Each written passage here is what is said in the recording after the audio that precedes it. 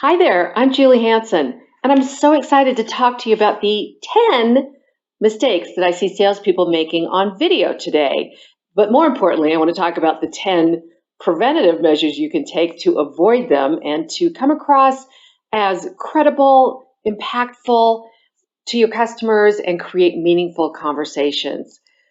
So, I have worked as a presentation skills coach and trainer for many years. But in addition to that, I worked as a professional actor.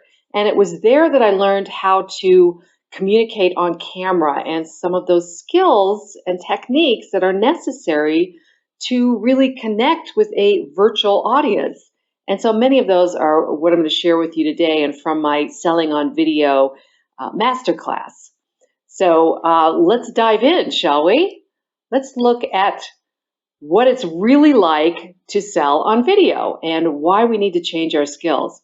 Well, first of all, it's much like being in a performance on stage when you're presenting live or you're having a live conversation. You get feedback from your audience, you get energy, you can see their reactions, and all of that is gone when you are on video. Oftentimes, your customer isn't even on camera. And when they are, they often are very passive and unexpressive. So it's hard to tell what's going on.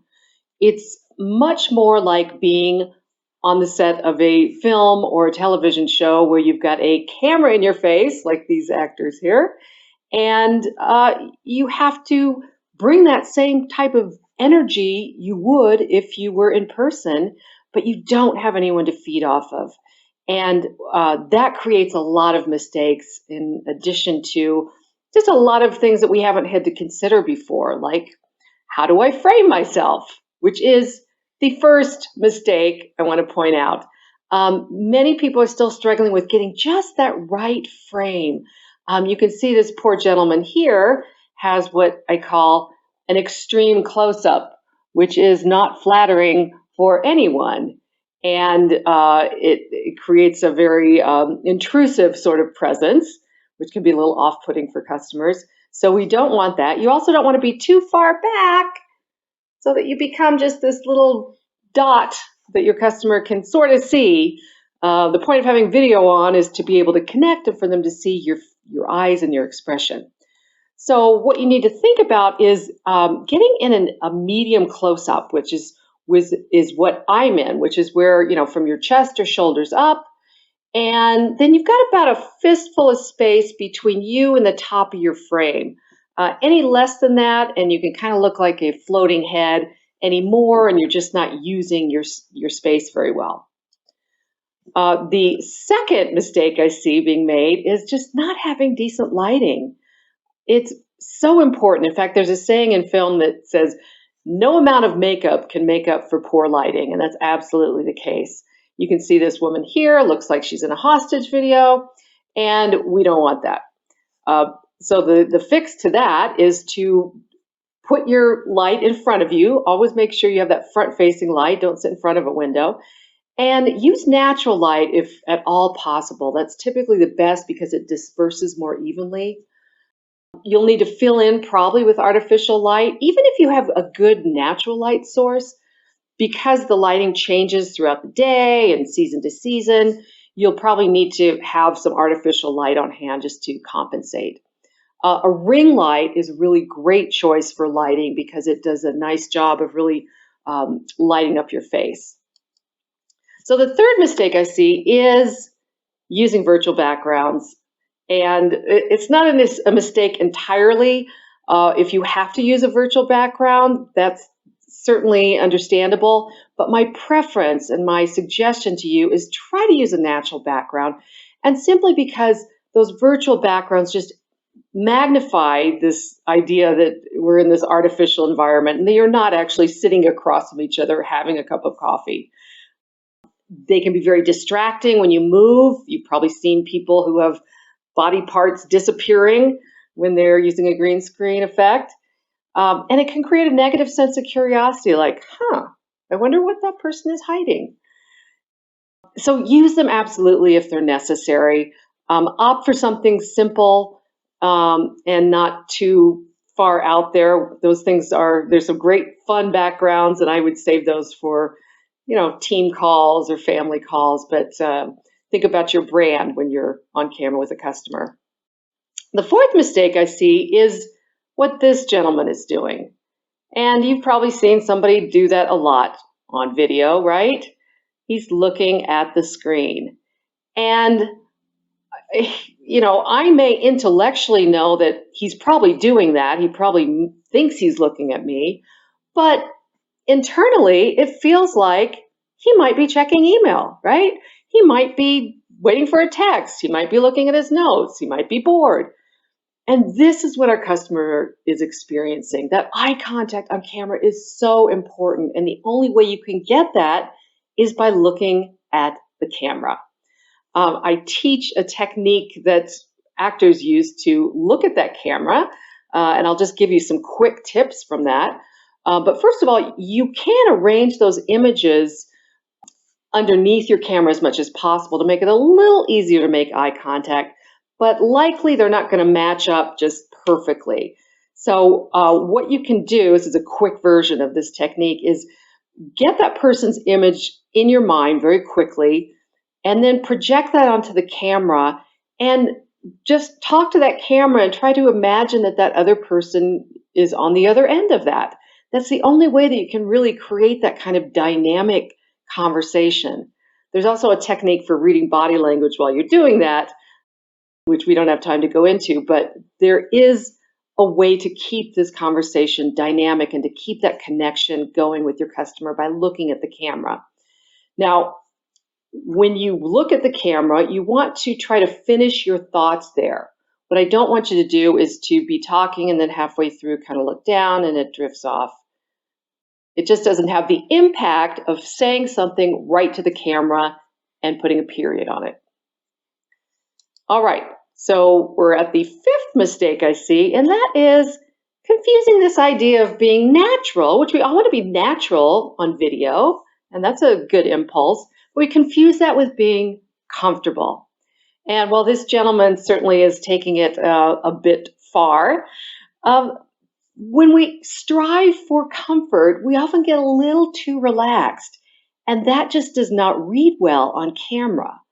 So while I don't want you to be uncomfortable, there is a certain amount of tension and energy we need to bring to video to connect with our audience.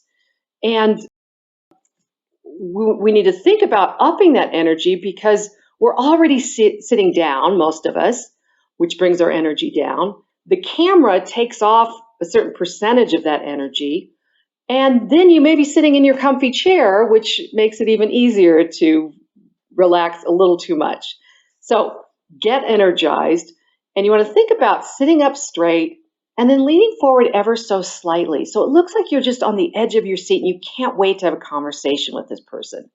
That's the type of energy, that's the type of natural tension you want to bring to a video call. All right, number 6, not using your hands. Now, I don't mean you have to suddenly use sign language or anything, but what I mean is a lot of times people have been told to not use their hands on video, so they spend the whole time, all their energy, trying not to use their hands, sitting on them. And that is just bad advice. And I understand the impulse because too much hand movement can be very distracting, but hands for a lot of people is how we communicate, and it's where some of our energy comes from. So what you want to do is think about being very slow and purposeful with your movements, slowing them down and being very precise. And body movements, hand movements can be used for things like, emphasizing key points or physicalizing an idea, like counting 1, 2, 3, you know how to count.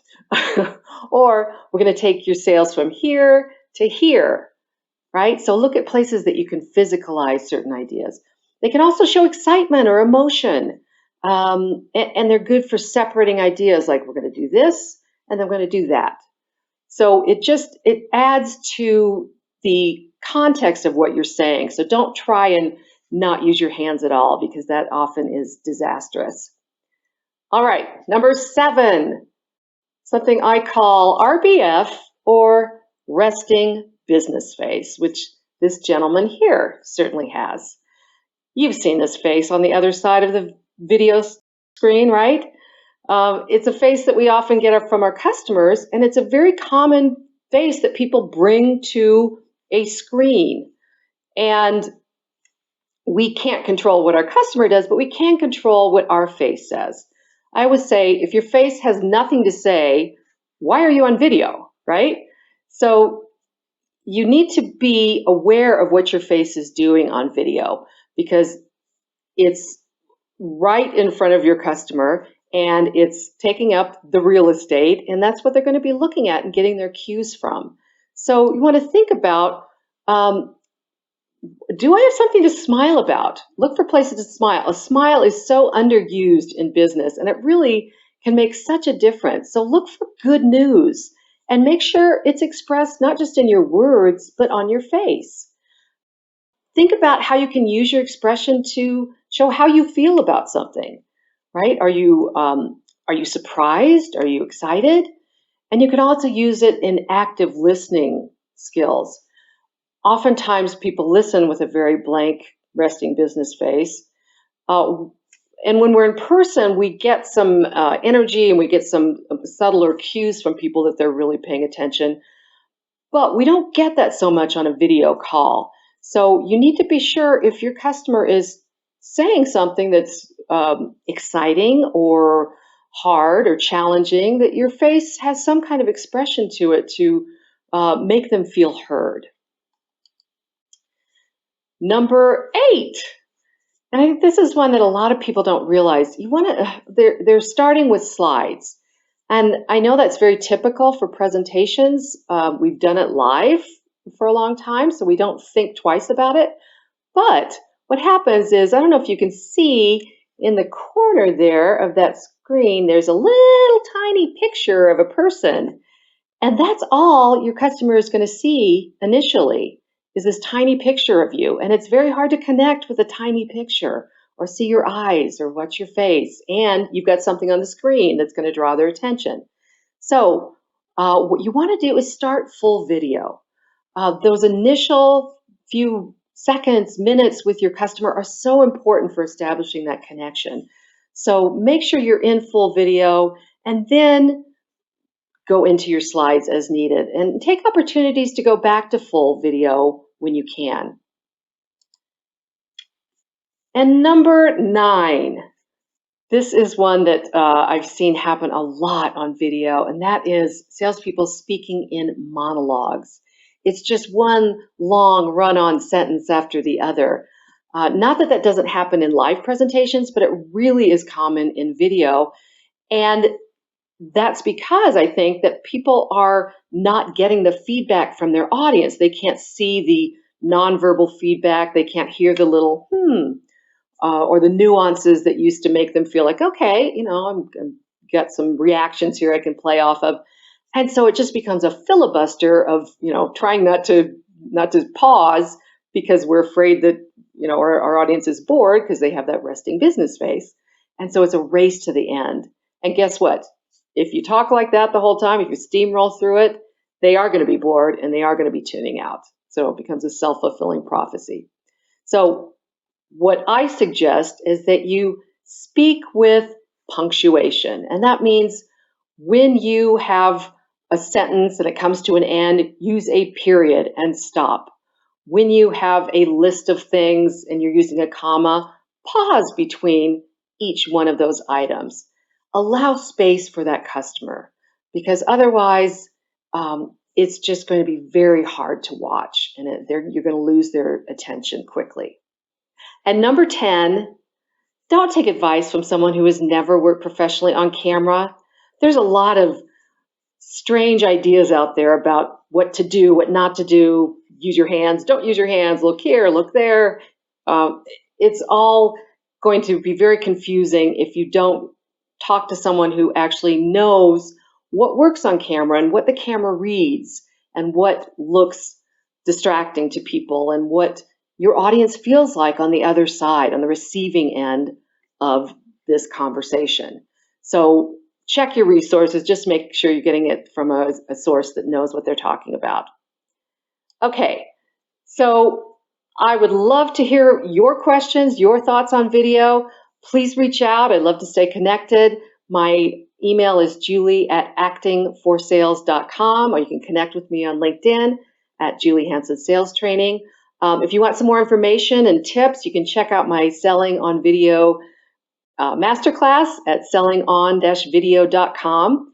And at least make sure you are not committing these 10 mistakes, and you will be far above many of your peers in that area. So good luck and good video.